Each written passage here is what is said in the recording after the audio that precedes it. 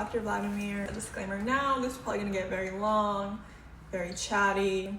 Grab your popcorn, get some coffee, because we're gonna be talking about all the things. I really wanted to make this because I know I really enjoyed watching people who went to Dr. Vladimir, and I just feel like there wasn't that many out there. Alexis Oakley, shout out to her. She had posted her experience maybe 2 months before I had my surgery scheduled, and watching her videos helped me so much. It was just so nice to see someone that was going to the same doctor you're going to, so you can know exactly what you're getting into. However, I did learn very quickly that everyone has a different experience, so definitely keep that in mind. With that being said, I just really hope this can help someone regardless of who or where you're going. These are just things I wish I would have known. So let's get into it. I'm gonna start with probably the most important thing, and that is picking your surgeon. My advice would be to let the doctor's work speak for itself. It's hard because it's some people say oh, do your research, go to different consultations and feel out the vibe, and I kind of disagree with I agree and disagree at the same time. More of a trust your gut kind of girl, and with Dr. Vladimir, I just knew. I saw his page years ago and it was just very natural. I feel like his specialty is natural, and he does a lot of ethnic noses. And it was just very up my alley, depending on what kind of look you want, what you're going for. And to me, I didn't really feel like I needed to go to different consultations and get the best vibe. Obviously, a doctor can give you a good vibe and tell you what you want to hear, but what does his actual work look like? So for me, I knew I was going to go to Dr. Vladimir. I didn't go to any other consultation ever. I was he is touching my nose, because I just knew he was not gonna botch me. And I think if you feel any sign of doubt, keep looking. Because I did see another doctor in Beverly Hills on Instagram. I saw his page and I kind of considered it. I was oh, this doctor looks good, kind of good. But I was oh, not as good as Dr. Vladimir. I was some of this other doctor's noses look kind of too long. So I'm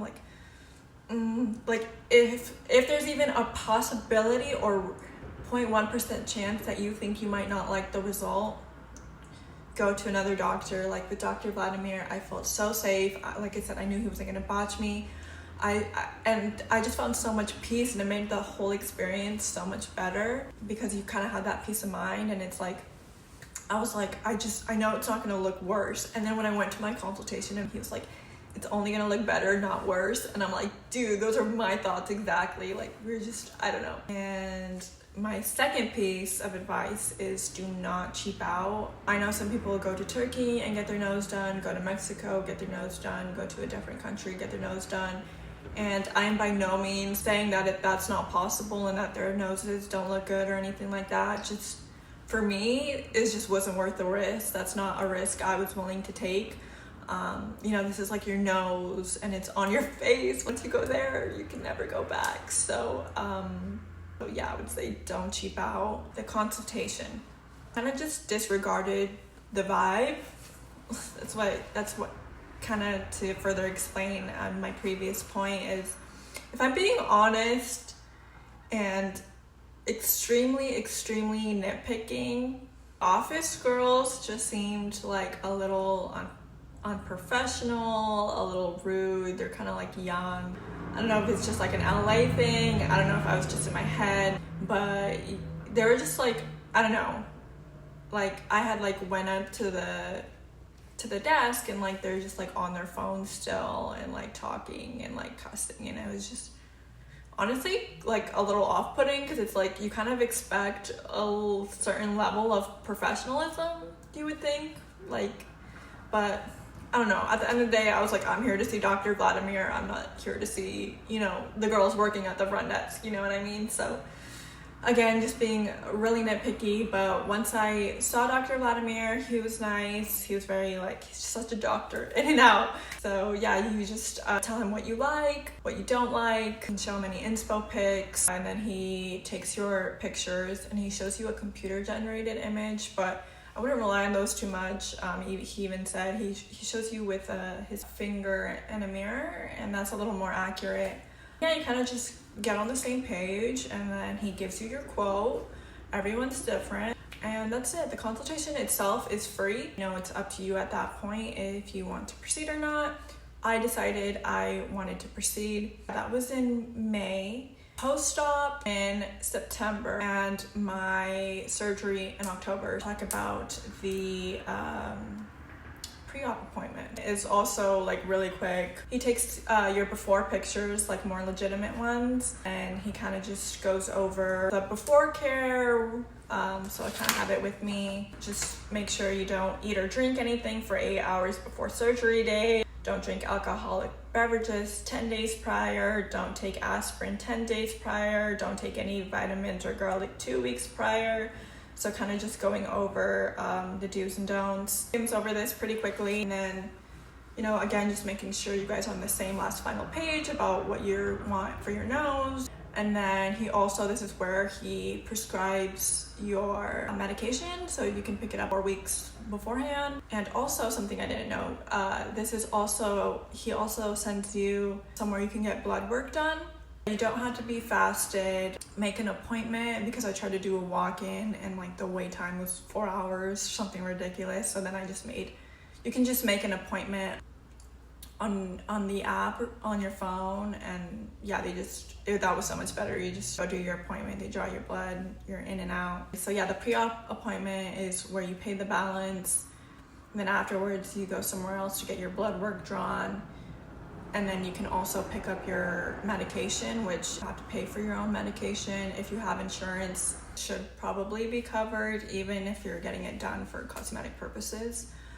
You know, your medical insurance should still cover it, but I mean, even if you don't have insurance, I didn't at the time, it was like $200, which isn't bad. And then the lady at CVS was so sweet. I guess there's like discounts on like Groupon that you can get, so if you don't have insurance, just ask about that. I didn't even know that was a thing, so it knocks it down more. But yeah, that's really all you pay for, is just the surgery and your medication. And I also, out of pocket, bought some own things that I thought might help me prepare. I will post that video after. I did a nose job haul vlog, just some more things to kind of help you prepare.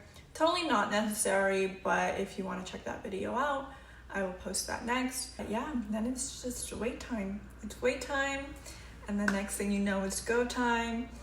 And yeah, let's get into the surgery. I truthfully was not scared for the surgery itself. Like, that doesn't really scare me, just personally. Again, I trusted the doctor so much. I wasn't scared to be put under the anesthesia or anything like that. So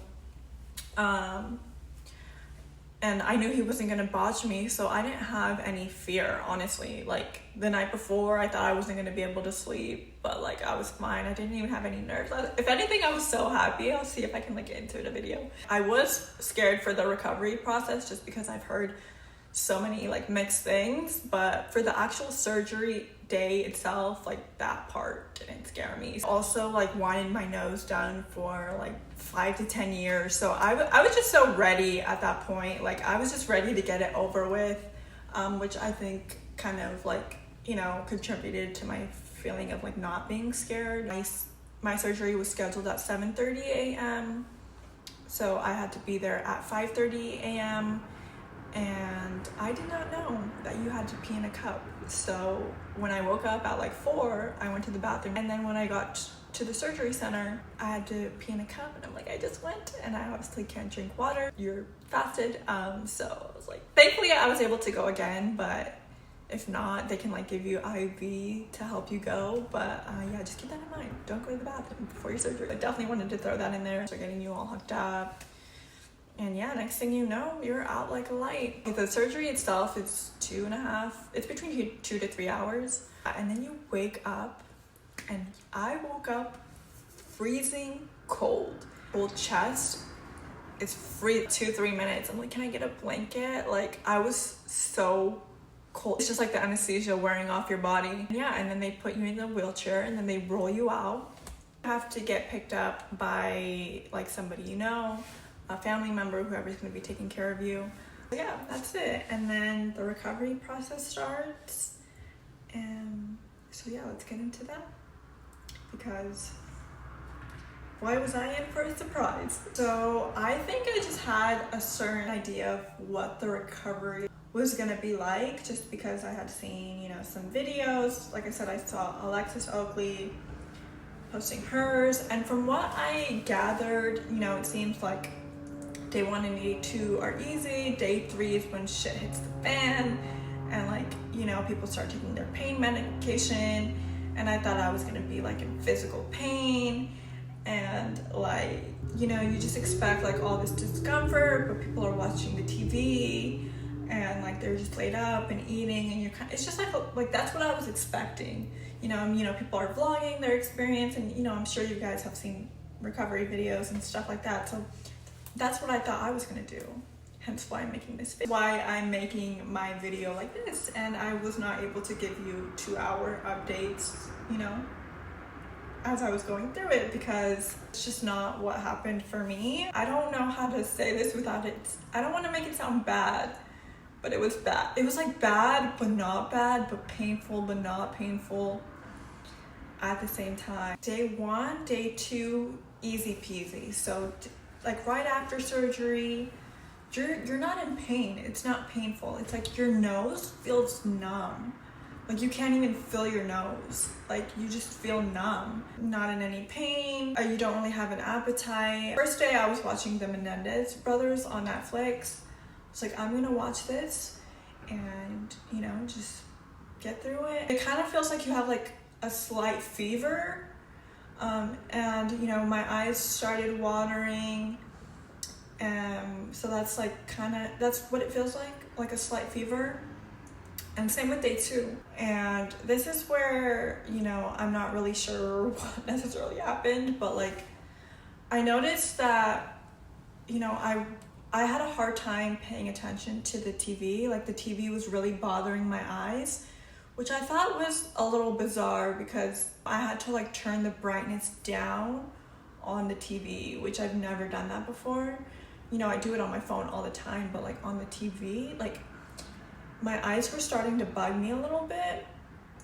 But then I turned the brightness down, and then I just put on some anime, because I'm like, I don't know, for some reason, like I couldn't just focus on watching like a heavy series. Like I just wanted to feel good anime, threw it on, and I felt so much better. And I was just eating yogurt. And then I was like, okay, this is still easy. This is cake. This is fine. Like, this is not bad at all. Changing your gauze about every hour. Yeah, I will say, like, every time I would, like, swallow, like, it was weird. Every time I would, like, swallow or eat something, like this, like, weird feeling would kind of happen. I'll see if I can insert the video.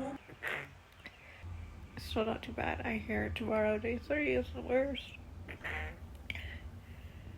So we'll just see how it goes. My eyes can't stop watering. I'm so tired. I didn't really like that feeling. It was just like annoying. It was just like every time I would swallow or drink something, like I could like feel like my like, I think it's like the blood squeeze. I don't know how to explain it. And sleeping on your back is, for me, I am a stomach sleeper or a side sleeper, so having to lay up is hard and difficult for me. So those are just like the little things I found annoying, but like it's still, like I said, was not bad at all. So then night 2, I took pain medication just to take it. I was like, just to take it. I wasn't even any pain, but I was like, my back does hurt from like, you know, just laying on your back all day. So I was like, oh, you know, I'm not in pain. I'll take this pain medication. So then just to feel something, just to see how it feels. Like if I'm not in pain and I take this pain medicine, then I'm gonna feel even better when it's not even bad at all. So like my point is, I took the pain medication without being in pain. And then day 3 is when shit hit the fan, dude. I woke up and my eyes were burning. Okay, like literally it felt like battery acid. It felt like someone poured battery acid into my eyeballs.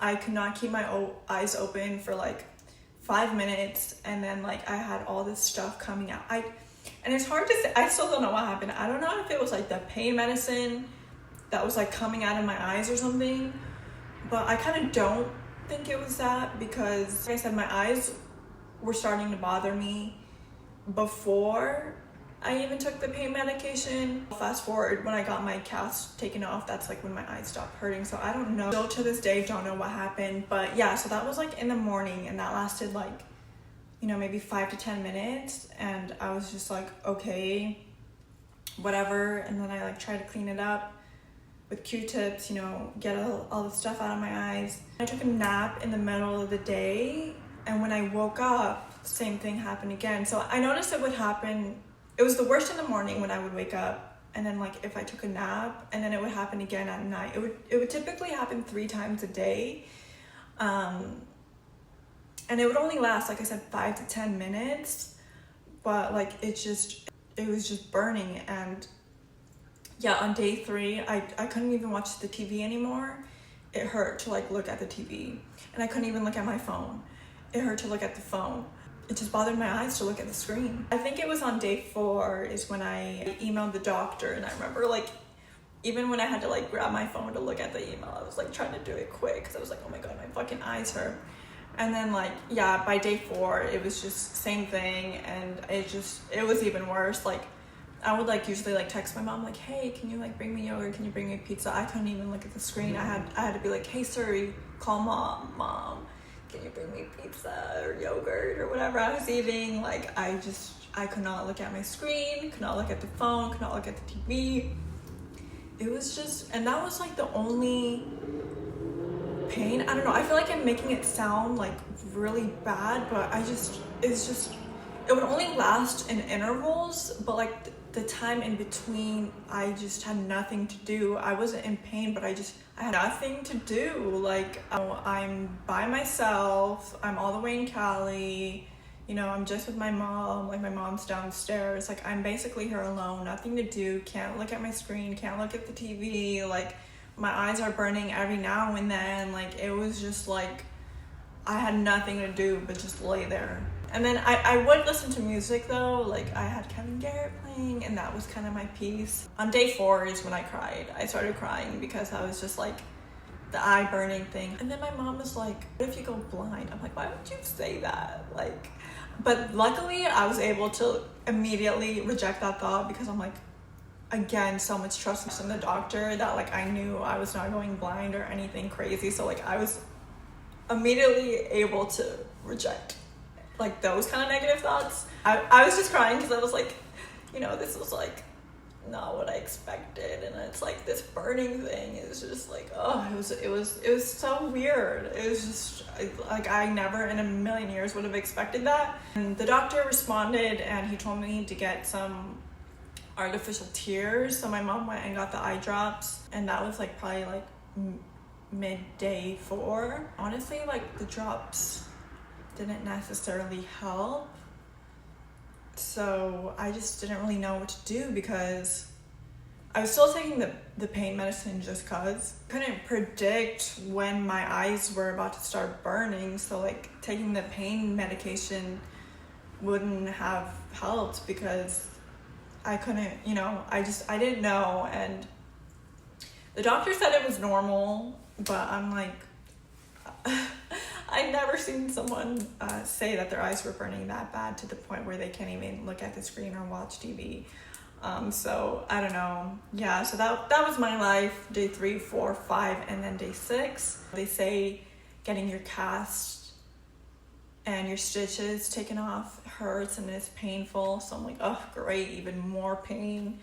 And like, I just remember feeling super queasy, like the whole Uber way there. I was just like, oh, I was just not feeling the greatest.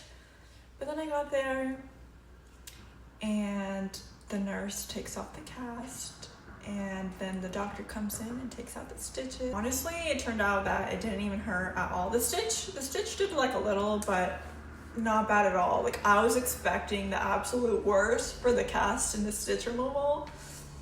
And it was completely fine. It was completely fine. Everyone says like, oh, you know, you're gonna hate your nose like when the cast comes off. Like, I thought my nose looked good. I was like, I actually liked it. Like, I knew it was still swollen, but yeah. So my experience with like that cast removal, I would say it was fine. Like, it wasn't as bad as I thought it was gonna be. I don't remember if like something got pulled out of my nose, but like basically, like when my cast and stitches came off, I just felt like such a sense of relief. And then I Ubered to go back, and I just knew it was over. And then Birds of a Feather started playing, the Tesla Uber, and it was just like, and then my eyes stopped hurting, like, and then I was able to look at my phone. It's like, it was just like such a sense of relief once that stuff like came out. It was just like I knew it was over, and then I was able to look at my screen completely. It's not like, oh, I like slowly worked my way back into looking at the screen. No, it's like as soon as my cast and the stitches came off, like I was good. Like I was on my phone, everything was good. At that point, that like the eye burning thing was not gonna happen ever again. And yeah, I just knew that, like, I'm like, yay, okay, the hard 6 days are over, thank God. And then I was in for another surprise, which is the mental recovery. But really quickly, before I go into the mental recovery, I just want to like note that like those 6 days, I don't know if I'm making it sound really bad. Like, I'm not trying to scare anyone or make it sound like it was like the most horrible, like painful thing in the world. It's just so weird. Like, it was and it wasn't. And it was just my eyes. Literally, it was just my eyes burning. That was like the only thing. Like I said, the doctors thought it was normal. I don't really think, I don't know, maybe I didn't do enough research. But I don't know if that happened to anyone else. So in the comments, let me know how your recovery process went. I'm very curious. And I just kind of want to emphasize the fact that everyone's body reacts and responds differently, and you have no idea. Like I say, you know, watch videos, do your research, but at the end of the day, it's like, just do it. Like, just do it. If it's something you really want, like, you know, some people say it's like 3 out of 10 pain experience. Other people say it's a 10 out of 10 pain experience. Like, just, you will have your own experience, but you'll get through it. You'll live. You'll come out better on the other side. Just, yeah. So, now I'm going to get into the mental recovery, which is something I was also completely blindsided by.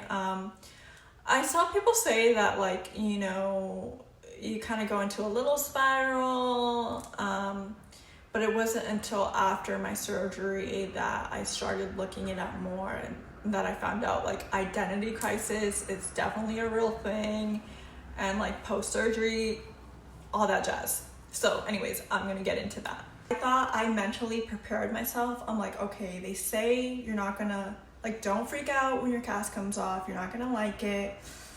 And just give yourself 2 to 3 months. You know, give yourself time for the swelling to go down. So, like, I thought I knew that.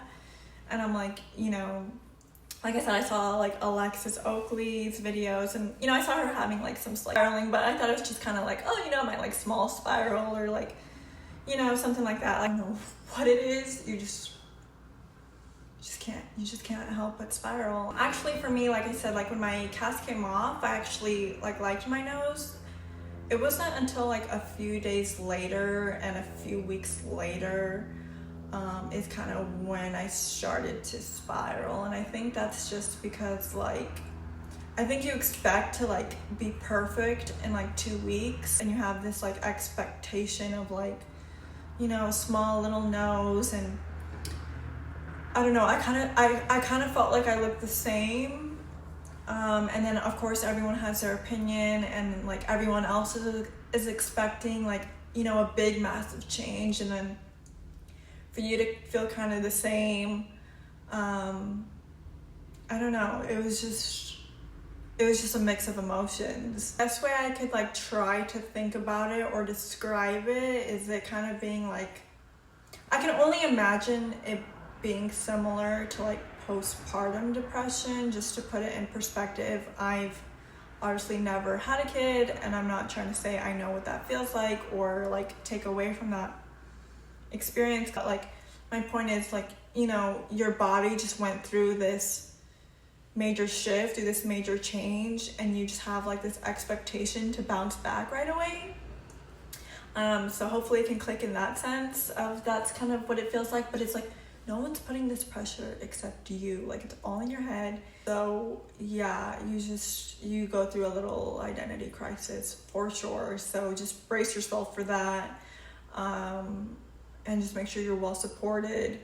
And it was just difficult because it's like, you know, you also see online like, oh my, you know, people say, oh, getting a nose job was the best decision of my life and my increases confidence so much. And then it's like, okay, I got my nose done, I'm, you know, 2, 3, 4 months in, and I still kind of feel, you know, insecure, or like I don't, you know, like where's the said confidence that like is supposed to bring? But that's a little like emotional. Starting to get better. Like I said, I'm 4 months now, and I do feel a difference, and I don't. So like that's just kind of hard to navigate through. I don't really want to go like too. And also though, I also had like personal stuff going on too. So like take it with a grain of salt.